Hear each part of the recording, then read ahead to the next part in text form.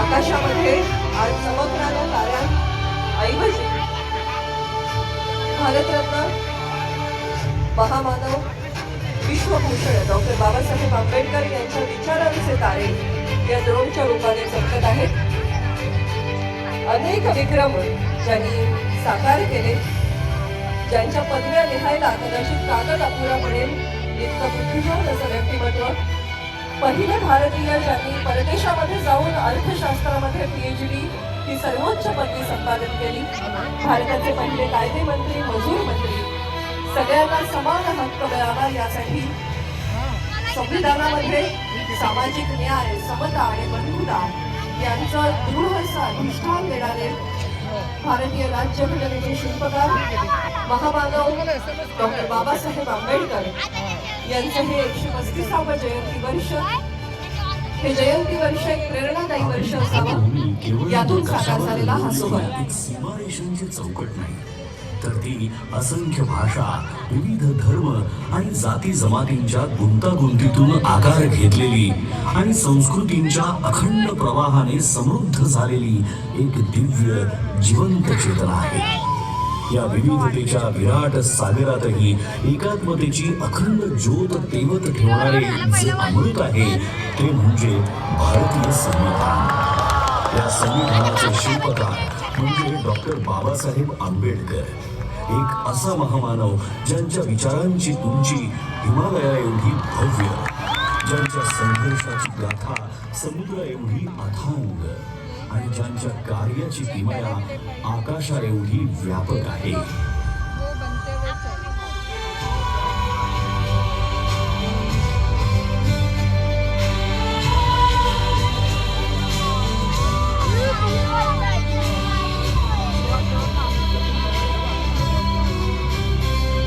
संविधानाच्या प्रत्येक ओळीतून उलगडणारी डॉक्टर बाबासाहेब आंबेडकर यांची दूरदृष्टी ही केवळ कायद्यांच्या चौकटीपुरती मर्यादित नाही, तर ती एका आदर्श समाज रचनेची जिवंत प्रतिमा आहे. न्याय, स्वातंत्र्य, समता आणि बंधुत्व या मूल्यांच्या आधारावर त्यांनी असा भारत घडवण्याचा ध्यास घेतला जिथे प्रत्येक नागरिकाला आपलं अस्तित्व अभिमानाने जगता येईल. त्यांनी केवळ संविधानाची रचना केली नाही तर एक असा भारत निर्माण केला जो प्रगत, न्यायप्रिय आणि समताधिष्ठित असेल आणि जिथे आधुनिक भारताची बीजे पेरली जातील.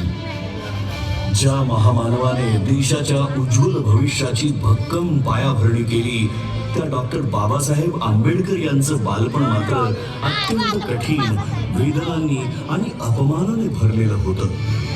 अस्पृश्यतेच्या काळोख्या सावटाखाली त्यांना शाळेत वेगळं बसवलं जाईल. पाण्याच्या एका थेंबासाठीही त्यांना वंचित ठेवलं जाईल. परंतु या सगळ्या अन्यायाच्या जखमांमध्येही त्यांच्या अंतःकरणात परिवर्तनाची तेजस्वी ज्वाला धगधगत होती.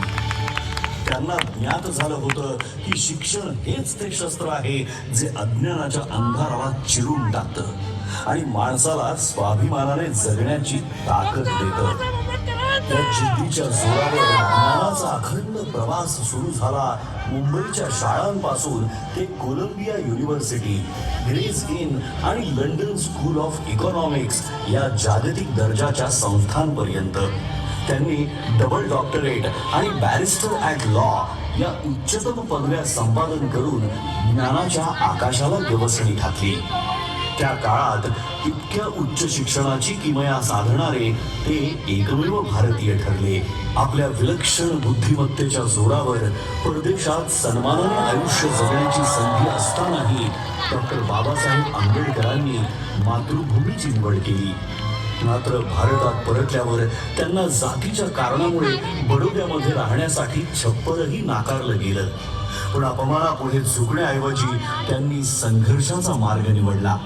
त्यांच्या कार्याची दखल घेत छत्रपती शाहू महाराजांनी 1920 साली त्यांना नव्या युगाचा नेता म्हणून गौरवलं आणि तिथूनच सामाजिक क्रांतीची नवी पहाट सुरू झाली. 1927 साली घडलेला महाड सत्याग्रह हा केवळ पाणी पिण्याचा हक्क मिळवण्यासाठीचा लढा नव्हता, तर तो मानवी स्वाभिमानासाठी उभारलेला पहिला महान संग्राम होता. 1927 साली महाड येथे झालेला चौदार तळे सत्याग्रह, त्यानंतरचा काळाराम मंदिर सत्याग्रह, हा संघर्ष तर श्रद्धा आणि समानतेच्या संगमावर उभा राहणारा ऐतिहासिक टप्पा ठरला.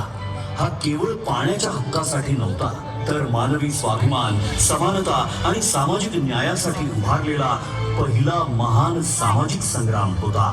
1930 ते 1932 या कालखंडात डॉक्टर बाबासाहेब आंबेडकर यांनी गोलमेज परिषदेमध्ये सहभाग घेत वंचित, पीडित आणि शोषित समाजाचा आवाज जागतिक स्तरावर पोहोचवला. अनहायलेशन ऑफ कास्ट या त्यांच्या क्रांतिकारी ग्रंथातून त्यांनी जाती व्यवस्थेच्या मूळ पायालाच हादरा दिला. त्यांनी निर्भीडपणे सांगितलं की जोपर्यंत जात अस्तित्वात आहे तोपर्यंत खऱ्या अर्थाने लोकशाही फुलू शकत नाही. मी हिंदू म्हणून जन्माला आलो असलो तरी हिंदू म्हणून मरणार नाही, हे वाक्य केवळ एक उद्गार नव्हे, तर अन्यायाविरुद्ध उभं राहण्याचा, समतेसाठी लढण्याचा संकल्प होता. डॉक्टर बाबासाहेब आंबेडकर यांचा संघर्ष केवळ सामाजिक परिवर्तनापुरता मर्यादित नव्हता, तर त्यांच्या वैयक्तिक आयुष्यातही वेदना, त्याग आणि कठोर परीक्षांनी भरलेला होता. या कठीण प्रवासात त्यांच्या सोबत खंबीरपणे उभ्या राहिल्या त्या म्हणजे रमाबाई आंबेडकर, एक शांत, संयमी पण अतूट सामर्थ्याची मूर्ती. घरात आर्थिक तंगी असताना उपासमारीच्या छायेतही त्यांनी कधीही तक्रार केली नाही. योग्य उपचारांच्या अभावामुळे आपल्या लेकराला गमावण्याचं असह्य दुःख त्यांना सोसावं लागलं, तरीही या दुःखाने त्या खचल्या नाहीत. उलट आपल्या पतीच्या महान ध्येयासाठी त्यांनी प्रत्येक वेदना मागे सोडली. डॉक्टर बाबासाहेब आंबेडकरांनी केवळ दलितांच्या वेदनांना वाचा फोडली नाही, तर त्या प्रत्येक माणसासाठी आवाज उठवला ज्याच्यावर अन्याय झाला, जो शोषित होता आणि ज्याला आपल्या कष्टांचं योग्य मूल्य मिळत नव्हतं. कोकणच्या मातीतील शेतकऱ्यांच्या शोषणाविरुद्ध त्यांनी थेट आवाज उठवला आणि खोदी पद्धती या अन्यायकारक व्यवस्थेच्या मुळावर घाव घालत त्यांनी शेतकऱ्यांना स्वाभिमानाने जगण्याचा मार्ग खुला केला. कामगार मंत्री म्हणून शपथ घेताना 8 तासांचा कामाचा दिवस, साप्ताहिक सुट्टी, किमान वेतन आणि सामाजिक सुरक्षेचे हक्क हे केवळ कायदे नव्हते, तर कष्टकऱ्यांच्या आयुष्याला मिळालेले संरक्षण कवच होते. डॉक्टर बाबासाहेब आंबेडकर यांच्या दृष्टीने स्त्री ही केवळ कुटुंबाचा भाग नव्हती, तर समाजाच्या उभारणीचा केंद्रबिंदू होती. म्हणूनच त्यांनी महिलांच्या आर्थिक स्वातंत्र्याला, शिक्षणाला प्रथम दर्जा दिला.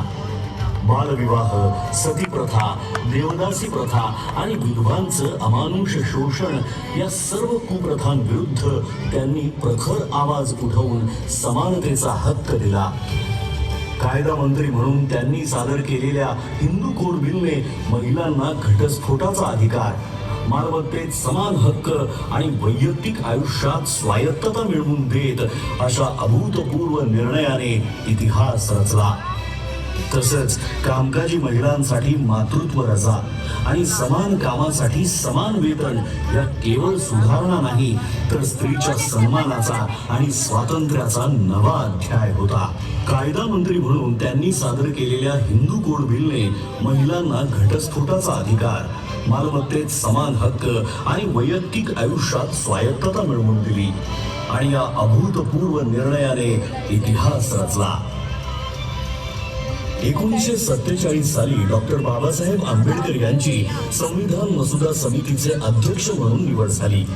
या जबाबदारीला न्याय देत त्यांनी भारतीय संविधान या अद्वितीय ग्रंथाची निर्मिती केली, जो जगातील सर्वश्रेष्ठ संविधानांपैकी एक आहे.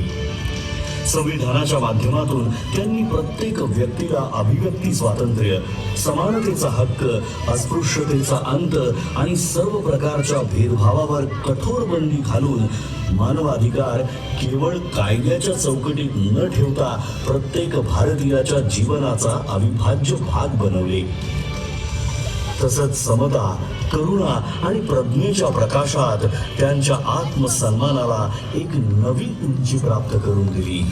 महात्मा ज्योतिराव फुले, भगवान गौतम बुद्ध आणि संत कबीर हे डॉक्टर बाबासाहेब आंबेडकर यांचे प्रेरणा स्रोत होते. त्यांच्या विचारांच्या मुळाशी असलेली स्वातंत्र्य, समता आणि बंधुत्व ही मूल्ये त्यांना विशेषतः भगवान बुद्धांच्या तत्वज्ञानातूनच सापडली. 14 ऑक्टोबर 1956 रोजी नागपूर येथील दीक्षाभूमीवर इतिहासाला वळण देणारा तो निर्णायक क्षण आला. त्या दिवशी डॉक्टर बाबासाहेब आंबेडकरांनी बौद्ध धम्माचा स्वीकार केला आणि सुमारे 5 लाख अनुयायांना धम्मदीक्षा देऊन एका महान सामाजिक क्रांतीची सुरुवात केली. जगातील सर्वात मोठे शांततापूर्ण सामूहिक धर्मांतर म्हणून या घटनेची इतिहासात नोंद झाली. त्यांनी केवळ संविधानाची निर्मिती केली नाही, तर एका सशक्त, न्यायप्रिय आणि एकात्म राष्ट्राचा पाया रचला. म्हणूनच ते केवळ एका समाजाचे नेते नाहीत, तर संपूर्ण भारताचे राष्ट्र निर्माते आहेत.